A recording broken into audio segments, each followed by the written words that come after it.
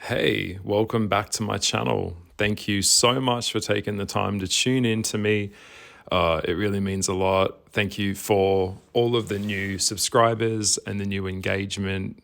And of course, anyone who is sending me through any Q&A questions that you might have, I am still receiving questions and I'm open. So I'm going to get to 30 questions and then I'm going to do another live Q&A in front of the camera. So anything that you would like to ask me about life, astrology, dating, anything, nothing's off limits.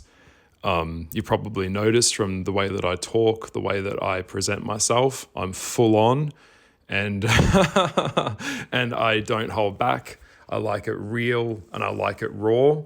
And so there is no topic that I'm not happy, that I'm not uncomfortable to talk about. I just don't give a fuck. Okay. So I just say it like I see it. And that, of course, can offend a lot of people. And that brings me to the topic of today's video that is at hand here.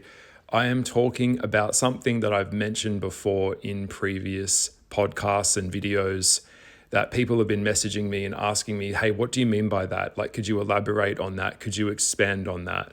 And so I thought, fuck it. I'm just going to do a really, jump in and hit it really hard and get it out there. I'm going to really simplify the fuck out of this so that you guys can understand what I'm saying and just kind of get straight to the point. So by the way, I'm not doing that in a way that is condescending. I'm doing it in a way that the majority of people will be able to, understand. And that's why I've kind of written some notes here and I've got kind of like an analogy that I'll be using. By the way, please leave a comment below. Let me know what you think about this one. But I'm not pulling any punches and I don't hold back. And also this isn't coming from some sick, wokey, mentally ill perspective. This is coming from my lived in perspective as well. So that being said, I do apologize in advance. I will be jumping from one paradigm to the other. So I will be talking about gay SMV, sexual marketplace value, and then I'll be talking about straight SMV, sexual marketplace value. By the way, these two things, the dating worlds of these two paradigms are absolutely not the same. Okay, straight up, we need to put that on the table.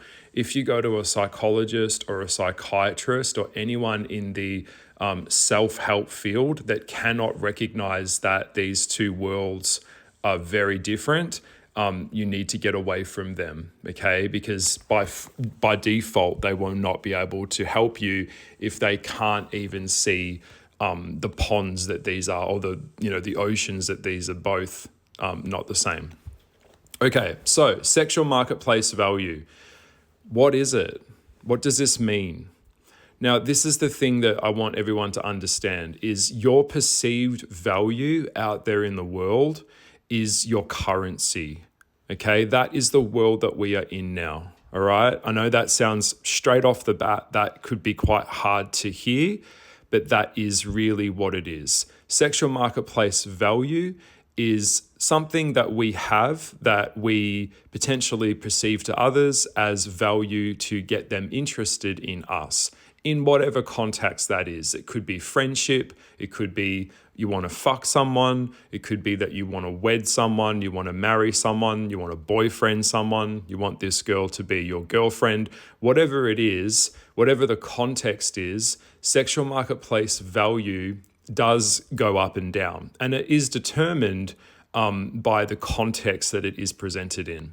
So that off the top of my head, in the world that we're living in, we are now living in a world that is vastly different to where it was, say, 20 years ago. And a lot of the time, as I'm kind of getting older now and I'm kind of going, oh, fuck, this is getting really, really dark. It's getting quite scary, is that it's so vastly different to where it was, the promised land that we got given as kids. Take that off the table right now. Okay. Social media has changed everything. Okay. And so it's really kind of like changing rapidly. And that's why I wanted to talk about this because I'd rather you just understand this now, because as soon as you do, your life is going to get better.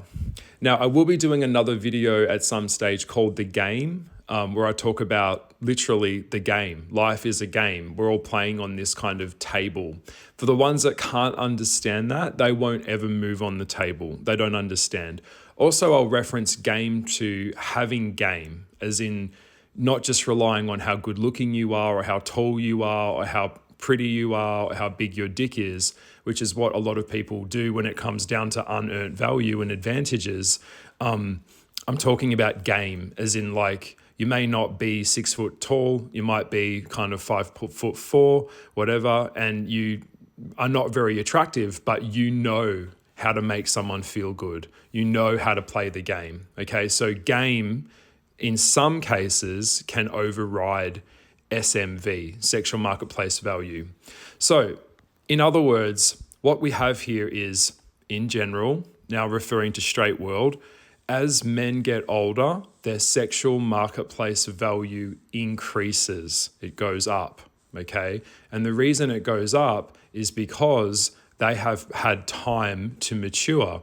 Now, men mentally and biologically don't actually start to really mature until like mid to late 30s, all right?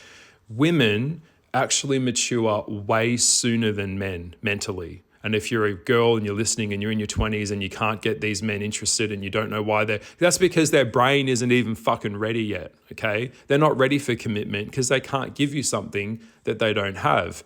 So women peak earlier in maturity.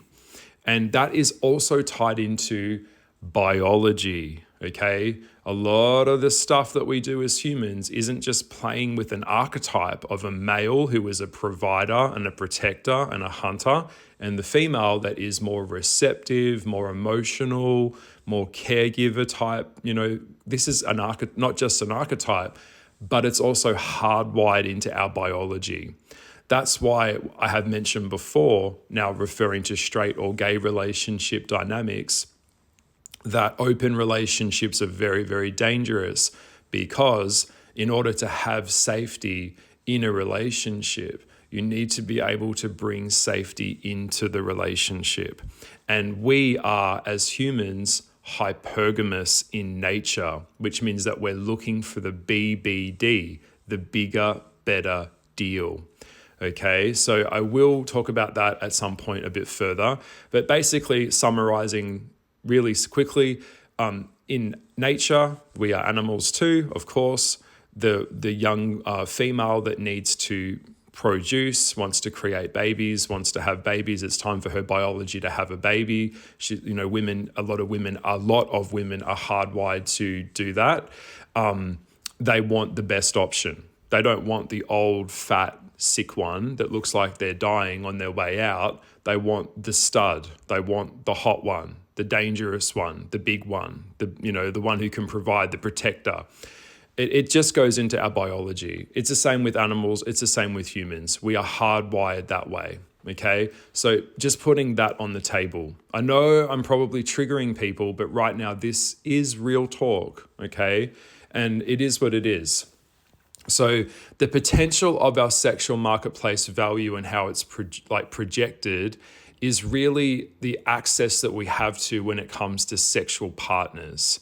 All right, so I'll give you a metaphor here that I like to introduce. Men are kind of like the boat captain. They have to create the boat and they have to have a destination to go to. Women are not attracted to someone that can't create a boat, that can't create their own world, that can't build, that doesn't have the skill set to create their own stability within themselves.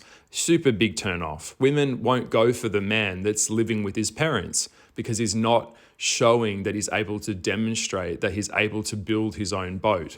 Also, if he doesn't have a direction as a captain of his boat or a purpose, this turns women off in general because there's no destination. There's no way of him showing to her that he's able to take her on the metaphoric boat of life, okay, and help her achieve her goals if he can't even get out of his own bedroom at home.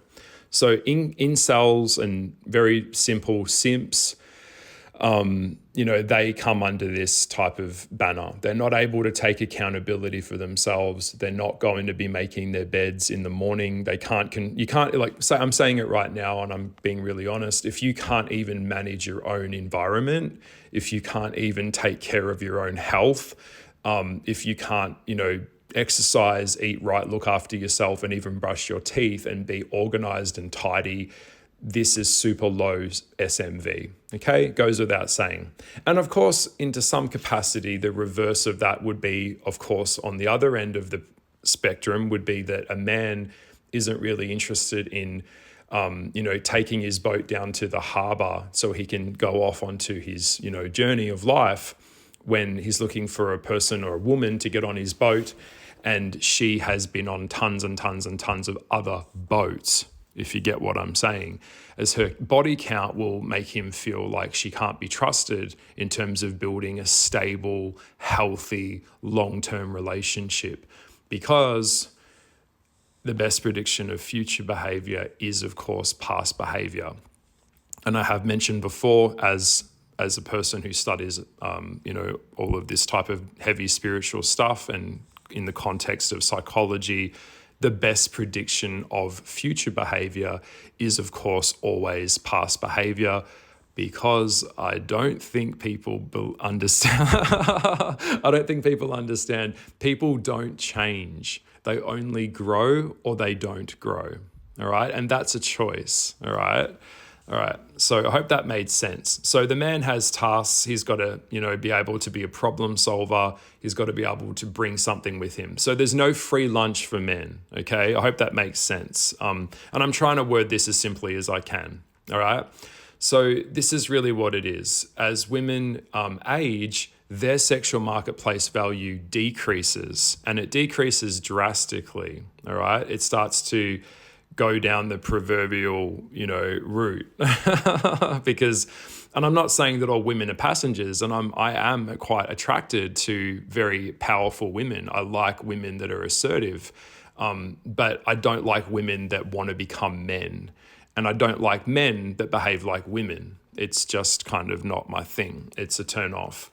And I'm not even going down the road of the wokey brigade, because a lot of what you'll see these days is people that are really kind of indoctrinated by publications, Sex and the City, the TV show.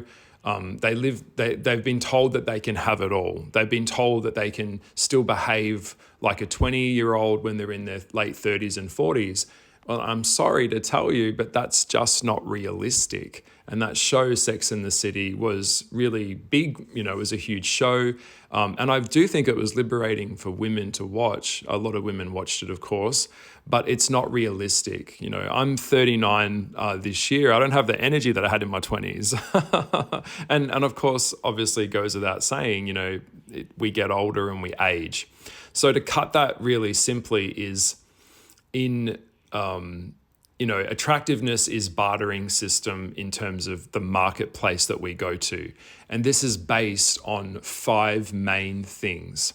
I know I'm covering a lot here and I'm hitting a lot of points and condensing it, but I'm just trying to get this into your head. So the world that we're living in is based on youth, wealth, race, beauty, and social status.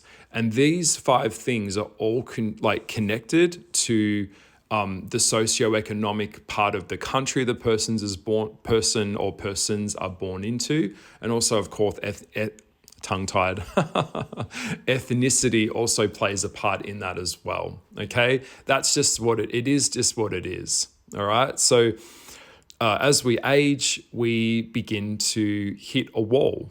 And this is something that happens to all of us. It's going to happen to you. It's going to happen to me. And I'll give you another analogy. For example, when a football player in the sports world, that's where the term hitting a wall, people that come into their, mid-20s, sometimes even to their 30s in the sporting world, their professional career, basically athletes have a shelf life. Okay, they do. Same with models, same with most industries. Unfortunately, there is a shelf life, and they reach a point where they are no longer valuable to their team. Okay, it just is what it is. There's always going to be a younger, better, faster player that comes up through the ranks and replaces, the old one. It's kind of a metaphor for life. Despite whatever TV shows you're watching or whatever you've been told, there's only so many times a pitcher can throw a ball before his arm starts to basically, he can't throw it the way he used to throw it, because we're human. I know humans, like athletes, for example, put themselves through, vast amounts of punishment on their body. And that, of course, creates injuries and stuff like that. All right. So I'm giving you an analogy there as well, is that as we age, our value that we bring to the potentiality of a relationship with someone also changes. Now, I'm going to swap over to the gay thing as well. And also I'll keep it a little bit in the straight world. I know there's two paradigms that are opposites. When it comes to the gay world, most gay men don't really mature. That's one thing I've noticed. A lot of gay men are in what we call arrested development. They have the mental bandwidth of a teenage girl or a child. They don't grow up. That's also in large part to not having the downpouring which needed to occur when they were younger. Most gay men don't have like a male role model to really mold them. Okay, a lot of them are just quite lost. They're aimless, no direction. And so their life is all about hedonism and pleasure seeking and partying. And that's kind of, obviously there's no in the bum, no baby. Okay, there's no yielding of these relationship dynamics because they can't reproduce, because a gay person in a natural world is a genetic dead end. Okay, in the straight world, there is more leverage and there's more things at play because you can have a biological child. I'm just being honest here. It is what it is. And it's not even up for debate. Okay, so in the gay world and in the straight world to some capacity, we have a lot of daddy culture now that's coming through, where a lot of, as what I'm putting it really bluntly, as older men mature, their sexual marketplace value increases also because they have had time to acquire monetary value. They've had time to build the boat. They've had time to own a house. They've had time to buy a car, to create a lifestyle that can be yielded. And that yield that the older man has created in terms of financial gain can be exchanged for a person that is younger. And that's why in Australia, I live here in Melbourne, but recently, the other year, I went up to the Gold Coast. The Gold Coast here in Australia is kind of like a really, very, it's like a very, very low level of Las Vegas, if you know what I mean. We see a lot of very young girls that are easily impressionable. They're fresh, they've walked through the door, and they're with an old man. They're with an older man. And that older man is using the yield that he's created as protection and yeah, a level of control. There is a level of grooming here, particularly in the gay world as well. So that exchange happens. So you can buy sexual marketplace value. But that being said, monetarily, it can't last long term because the biological clock of where that younger person is, say the young guy that's dating the older daddy, or the young girl that's dating the older guy, the older daddy, as she ages, her SMV changes and fluctuates, and his decreases as well, because their biological clocks are not in the same place. All right. So I hope that made sense. I hope I'm not. I really hope I'm not confusing you, but I feel like I'm trying to make this really, really, really straightforward. That's why in the dating world, on dating apps, I want to bring up this as well. There is an oversensus on people thinking that their kind of value is higher than what it is. And, if you heard the term mutton dressed as lamb, these people that are older that like to hang around younger people because it increases their sexual marketplace value and it makes them feel younger. Okay, that's a big one as well with cougars and also with daddies. But the problem is that boy or that young person that might be in that relationship with that older person, as they age, the pillars that held that begin to collapse because they become a man. They mature into becoming an adult. And so they can go out and create their own, income, create their own support systems, which means that the relationship that they had with the older person, their exchange for time and energy from the monetary exchange also collapses. That's why daddy relationships don't really last. They can't last long term because the boy becomes a daddy one day. Goes without saying. It just freaks me out that I don't see people talking about this when it's so overtly obvious. And then I kind of think maybe people just don't have the bandwidth to even understand this. But for me, if I can't see long-term value in a friendship or long-term value in a partnership, I wouldn't consider it at all and I won't engage with it. That's just how I am because I value my time. Now, different people value different things. For me, as you can probably tell, I'm a man with a mind, all right? So this brain of mine ain't easy for people to get a grip on. A lot of them will run and freak out. Also, I can sense things, know things, and stuff like that. So it's not easy for me as an extrasensory to also date or be around people because I can just cut straight through the bullshit and just get straight to the core of stuff. And that's very scary to people as well. And if you're out there and you're listening to my videos, well, the chances are you're probably the same. So that being said, a very, very intelligent person that's super intelligent, that has a high EQ, emotional intelligence, or high IQ, high EI or IQ, whichever, both generally is pretty good.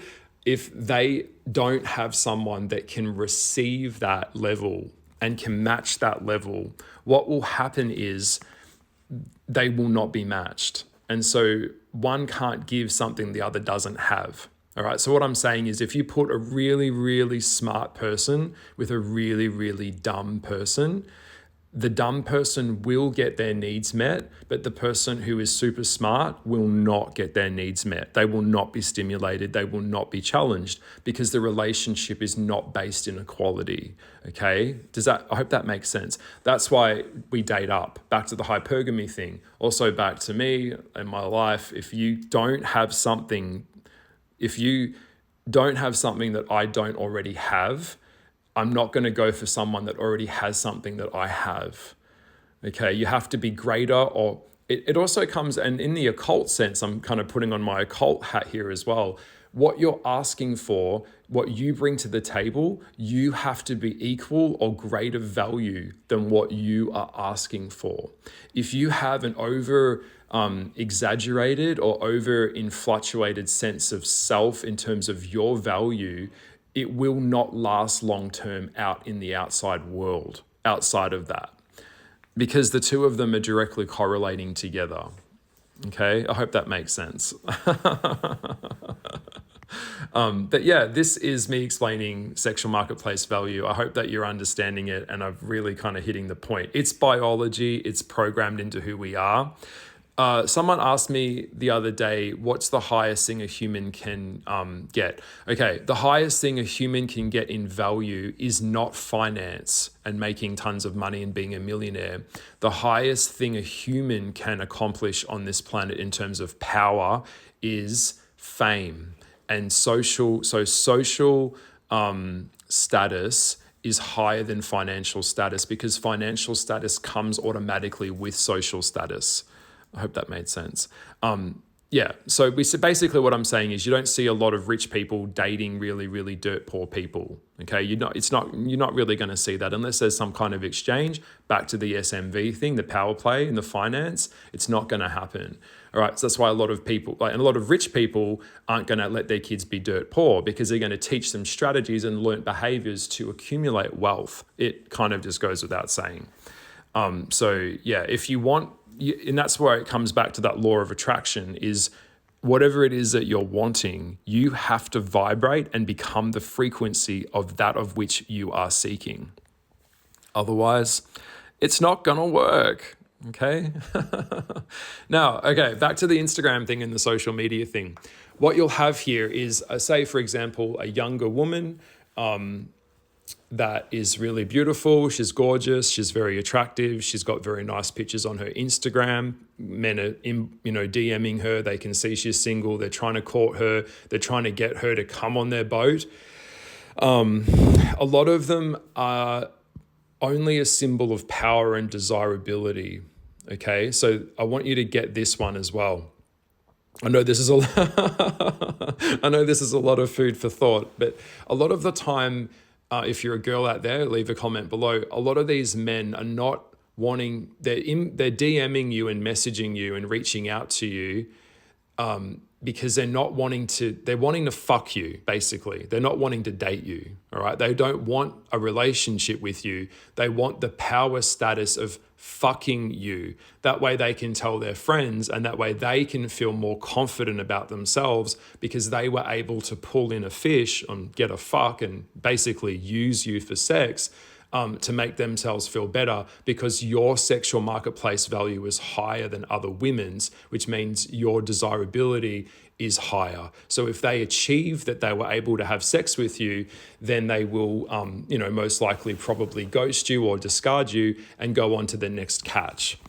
So men, it's a really good line that I had the other day is, men play the game to win and women play the game not to lose. I know that sounds different, but yeah, if you haven't had it worded that way, it just comes down to biology. So success, demographics and stuff like that also play a part. Now, if you are a mother with kids and you're a single mother, this will also automatically remove you from a lot of men considering you as an option in terms of this subject, because the man knows that you have already had children or kids with another man. And so they don't really want to be a cuck, the cuck bird that goes and sits on another bird's eggs and raises those eggs. There are really good men out there that do this, but not a lot of men will want to do it, okay? Just straight off the bat. And you know that. You already know that. Plus, in the man's perspective as well, as you know, I like to look at this from perspective. The man knows that he will never be the focus of her life because her kids will always come before him. So he understands that, and that's why a lot of them back off these single mums. Not to say that single mums aren't wonderful, because there are so many great single mums out there that really are doing the fucking best they can. And a lot of these men promised them the world, got in a relationship with them, and then completely did the old Libra, the old Gemini, the double and switch. And so that goes without saying as well. So I hope I might leave it here. I just think I'm probably putting in too much information into this podcast today. I don't want to overload anyone. I will be doing well, I hope I'm not. I get told that I overload people too much, but to me, this is how I talk. This is my brain. So if you want to leave a Q&A question, please DM me anything you want. Or if you're comfortable enough, of course, just leave a comment below in the comments section and let me know what you think about today's topic. I've tried to attack it and hit it from a few different angles just to get you guys to understand the game that we are in. And I don't really like that term. I really resent it, but it is what it is. And look, it's not even up for debate. Okay, it's the game of life. It is a game.